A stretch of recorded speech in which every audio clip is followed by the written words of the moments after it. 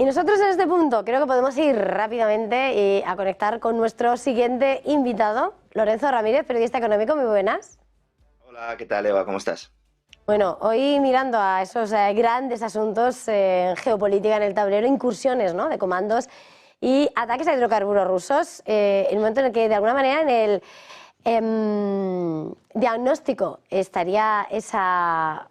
¿Qué está pasando, no? Cómo la OTAN está sacrificando a Europa. Bueno, no son ataques del ejército ucraniano, ¿no?, que prácticamente no existe, sino incursiones de comando de operaciones especiales, que según ya han confirmado varios políticos europeos, el último, el ministro de Exteriores de Polonia, pues están siendo capitaneados por la OTAN. OTAN como concepto, ¿verdad?, que se emplea para eludir que sobre el terreno pues hay efectivos estadounidenses, británicos, alemanes y franceses principalmente.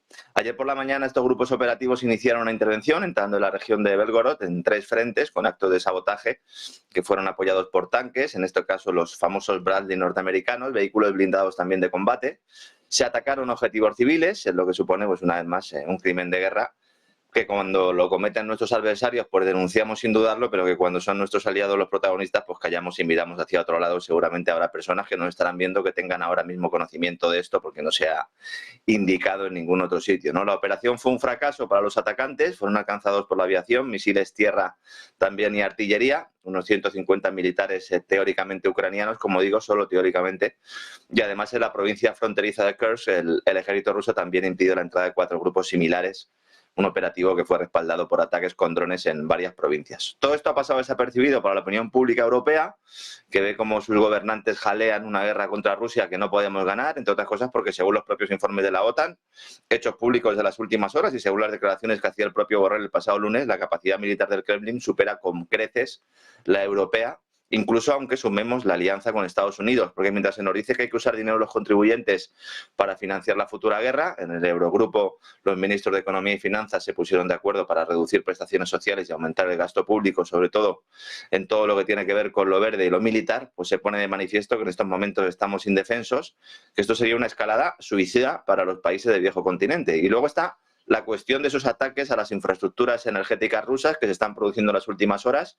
Qué casualidad que ocurran a pocos días de que los países europeos no se pusieran de acuerdo en la propuesta de dejar de comprar gas y petróleo a Rusia, porque los diferentes Estados miembros, incluso los que dependen en buena medida de esos hidrocarburos, como España, para mantener sus maltrechas economías, pues aún así siguen comprando, como digo. Como en todo acontecimiento y hecho geopolítico, hay que preguntarse a quién beneficia que los gasoductos, los oleoductos, también las refinerías rusas sean atacadas, pues evidentemente aquellos que ven cómo su industria exportadora puede verse afectada por los bajos precios del gas, sobre todo en los mercados internacionales, que no se han disparado porque Rusia sigue vendiendo a Europa. Es muy posible que los estrategas de Washington pensaran que tras el ataque a Nord Stream y las sanciones occidentales los países europeos dejarían de adquirir esos hidrocarburos.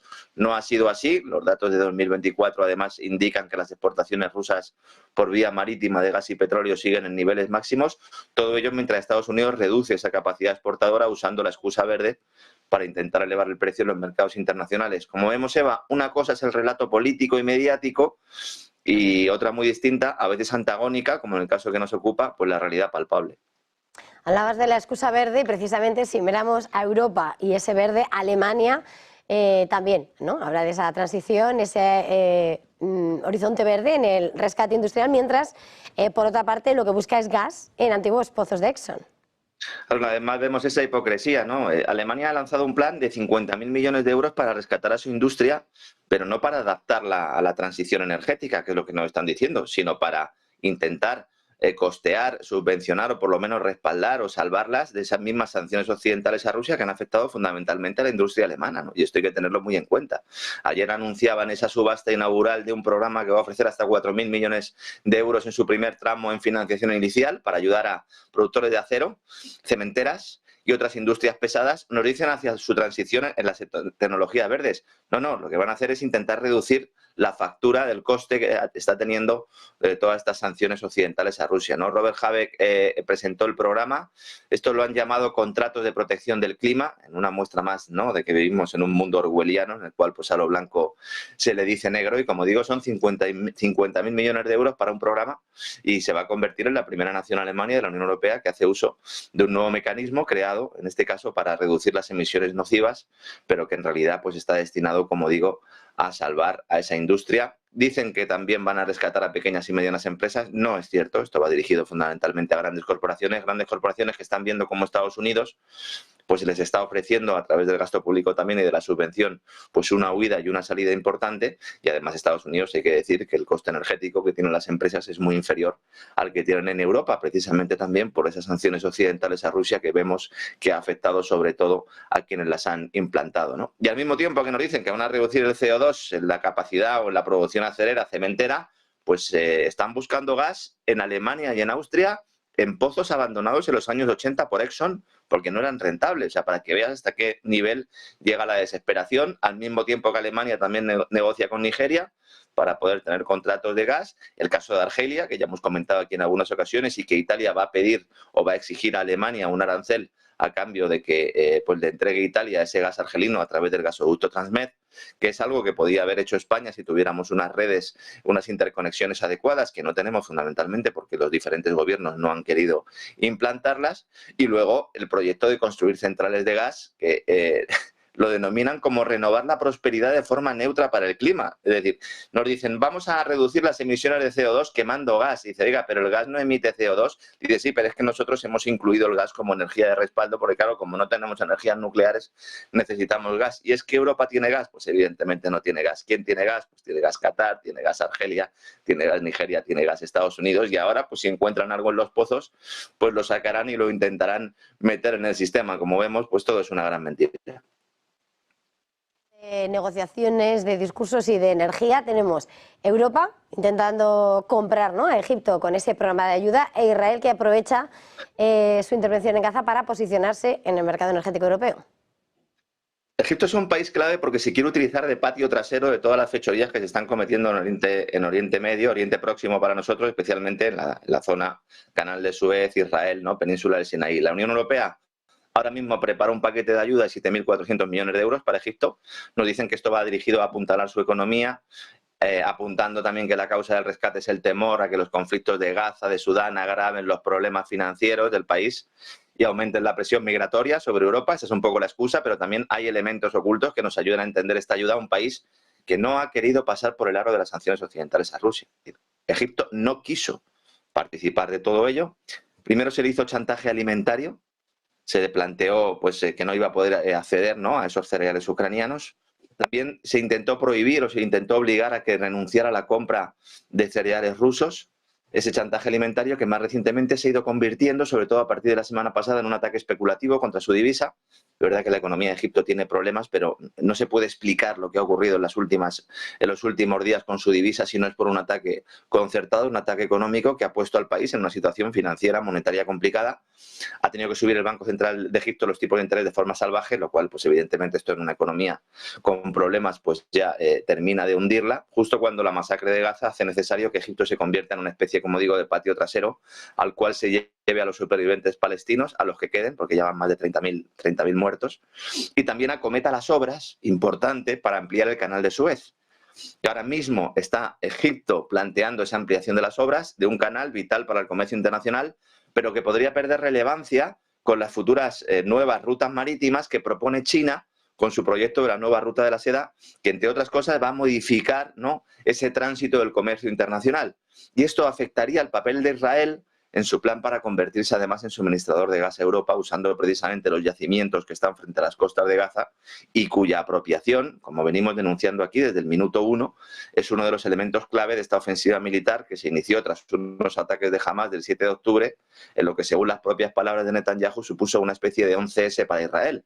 Ellos lo presentaron como un 11S. ¿Para qué? Pues para que le permitiera iniciar una ocupación militar, una ofensiva para asegurar objetivos fundamentalmente energéticos. Así que mientras que se nos habla de ayuda humanitaria, de rescates a países, de buenas intenciones, pues se esconde una sangrienta agenda en la cual los europeos estamos participando, somos cómplices, aunque muchos no lo sepan, financiando y respaldando la masacre de civiles. Y por último, no quería terminar de pasar, Lorenzo, por ese tema de cómo Palantir con el Pentágono se unen e introducen en Europa programas de vigilancia masiva sin control judicial. Bueno, esto es digno de una película o de una serie de ciencia ficción. El problema es que hay mucha ciencia aquí, pero poca ficción, ¿no? En las últimas horas hemos conocido cómo la empresa Palantir Technologies ha firmado un nuevo acuerdo con el Pentágono que lleva la inteligencia artificial al ámbito militar, en lo que pretende ser el primer vehículo definido por inteligencia artificial del ejército, es decir, serían máquinas las que dispararán, no seres humanos. Nos indican que son los seres humanos los que van a tener al final la última palabra, pero claro, esto hay que creérselo, es una cuestión de fe. Palantir va a proporcionar sistemas para una estación terrestre que se llama Titan, que está diseñada para acceder a sensores espaciales de gran altitud, aéreos, terrestres, para proporcionar información de objetivos que sea procesable. Ellos dicen para un comando de misión mejorado. Este tipo de lenguaje es para no decirnos realmente que son máquinas las que van a empezar a tomar las decisiones, ¿no? En declaraciones a Bloomberg, Alex Karp, que es el director ejecutivo de Palantir, ha dicho que Titan es la extensión lógica de otro proyecto que se llama Maven, que es un controvertido proyecto para utilizar el aprendizaje informático, el machine learning y la ingeniería para distinguir personas y objetos en imágenes de drones, en el que Palantir es socio, que generó mucha polémica en Google, ¿verdad? Google se retiró después de que los empleados protestaran. Todo esto subyace debajo de un reportaje o de una noticia que llevó también a su portada el diario Time, la revista Time, perdón, hace unas semanas. La guerra de Ucrania está siendo utilizada por Occidente como un laboratorio de las últimas tecnologías en el ámbito militar, en esta simbiosis entre el Pentágono y Silicon Valley, que algunos pues llevamos también tiempo denunciando, con la formación de lo que podríamos denominar ya el complejo militar, industrial y tecnológico, al cual hacía precisamente referencia, como digo, la revista Time en uno de sus últimos números cuando planteaba que la guerra de Ucrania es la primera guerra de la inteligencia artificial. Y planteaba ahí que Palantir y otros grandes gigantes tecnológicos están construyendo, decía la revista, el futuro de la batalla en Ucrania. Palantir es una empresa fundada por Peter Thiel con la ayuda de la rama de capital riesgo de la CIA, a través de una empresa que se llama In-Q-Tel. Está especializada en la gestión de Big Data, son recolectores de datos en la gran granja digital humana, y actúan como uno de los más sofisticados espías y policías del mundo sin ningún tipo de orden judicial. El nombre Palantir le sonará a la gente, está extraído de la obra de Tolkien, del Señor de los Anillos, donde aparecía como una bola negra de cristal, ¿verdad?, que servía al mago Saruman, que acabó en el lado oscuro, por cierto, ¿no?, para intentar anticipar o adivinar el futuro. Entonces, Peter Thiel, que ya fue el primer inversor de Facebook cuando esta red social fue lanzada por el Deep State de Estados Unidos después de echar el cierre de LifeLock, se incorpora precisamente, ¿no?, a esta estructura de Facebook, porque Facebook y Palantir, hoy Meta, unen sus destinos en una relación simbiótica, la cual los datos de los usuarios acaban en las bases que tiene Palantir. ¿Y qué hace Palantir con esta base de datos? Usarlos como motor de vigilancia que utilizan tanto la policía de Estados Unidos como el ejército y los servicios de inteligencia de Estados Unidos. Esto en Europa nos puede preocupar más o menos, pero el problema es que ya están en Europa a través de Ucrania, han llegado a un acuerdo con el gobierno ucraniano para empezar a probar estos sistemas. Ellos le denominan el análisis del patrón de vida ciudadano en Ucrania, pero nada nos garantiza que no estén actuando en otros países de Europa. De hecho, Palantir es una de las empresas que ha llegado a un acuerdo también con el gobierno del Reino Unido para gestionar los datos sanitarios. Entonces, estemos atentos porque mientras que estamos mirando los juegos, ¿verdad?, que realizan nuestros políticos, la propaganda, las ruedas de prensa, vemos cómo hay empresas importantes ligadas con el Pentágono, ligados con las agencias de seguridad y con la inteligencia norteamericana que están operando sin ningún tipo de control en Europa. Siempre utilizando argumentos, ¿no?, como la protección sanitaria, como la protección del enemigo ruso y otra serie de elementos que están sobre la mesa, pero que aunque estos fueran ciertos y aunque realmente estas empresas estuvieran trabajando en esta línea, pues deberían de estos contratos de presentarse al público, de hacer todos estos negocios con luces y taquígrafos y sobre todo huir de plantear que cada vez más se dejen más decisiones militares en manos de algoritmos, porque entonces las empresas tecnológicas pueden ejercer un poder enorme como actores que se hacen pasar por independientes, pero que en realidad sirven a esos gobiernos en la sombra, a esos estados profundos que existen en todos los países y que dirigen la política desde las sombras. Y como también exponía el artículo de la publicación norteamericana, que recomienda a todo el mundo, ese artículo de Time, es que estén dispuestas a actuar con rapidez y a saltarse las normas legales, éticas o reglamentarias para lograr los mayores avances. En eso estamos, en ese mundo distópico estamos.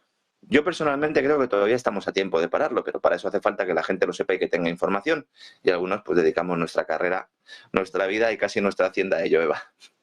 Pues Lorenzo Ramírez, periodista económico, gracias por denunciar, traer ese análisis a Negocios Televisión. Feliz jornada, feliz negocio. Igualmente, un abrazo, Eva.